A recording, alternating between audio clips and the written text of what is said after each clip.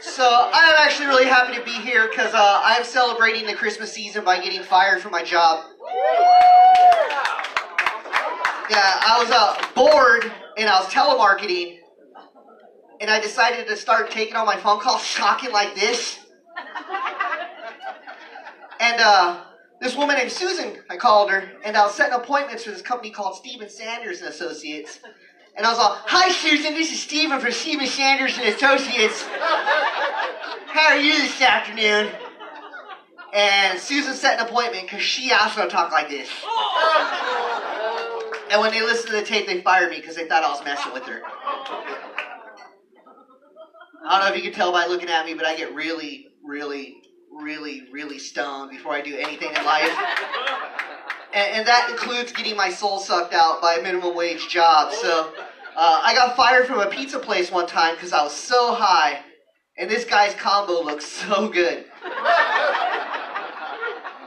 Then I did this thing called sneak a slice. What you do is you can cut a little sliver of pizza, and you eat it. Then you shake the pizza inside of the box, and then it'll all slide together and look like a whole pizza again.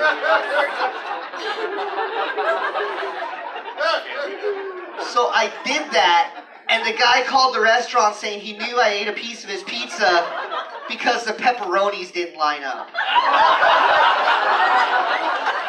And I was like, what kind of fucking tweaker is counting the pepperonis on a pizza?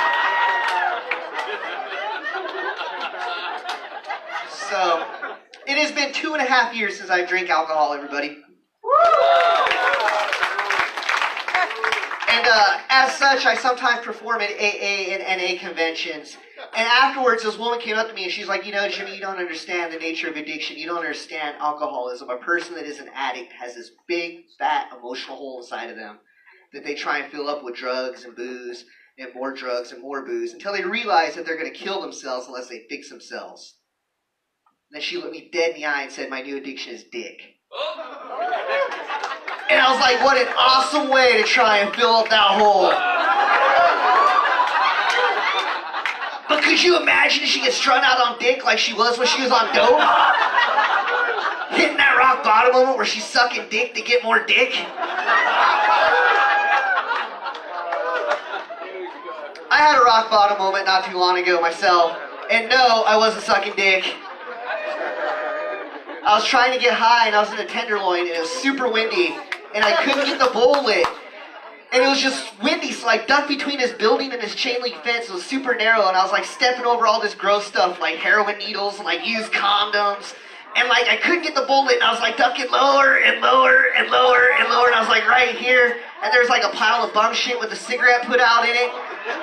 And like they say every addict has a moment of clarity. And when that happens, you see yourself from a third-person perspective. And I saw myself from the sidewalk down there, looking all grimy, my long hair, my hobo comedy clothes, looking like just another junkie on the street. And I was so disgusted. And next thing I know, I was back in my own person. And I looked to my left, and I saw that there's a guy with his pants down around his ankles and a needle sticking out of his neck, and he was pissing straight up into the air and back down onto his own chest. And I was like, that's fucking rock bottom. I almost had to quit smoking weed. So, alright, this clean set went pretty good. So, I recently had to have surgery on my arm, and as I'm getting ready to have surgery, the anesthesiologist said to me, "Hey, I heard that you're a stand-up comedian. Can you tell me a joke right now?" And I was like, "Well, doc, to be honest with you, you trying to tell me a joke right now is a lot like me asking you to do the surgery for free." So he looked at my chart and said, "You're on Medi-Cal. Tell me a fucking joke." Thanks a lot, man. I'm Jimmy. You guys have a good night.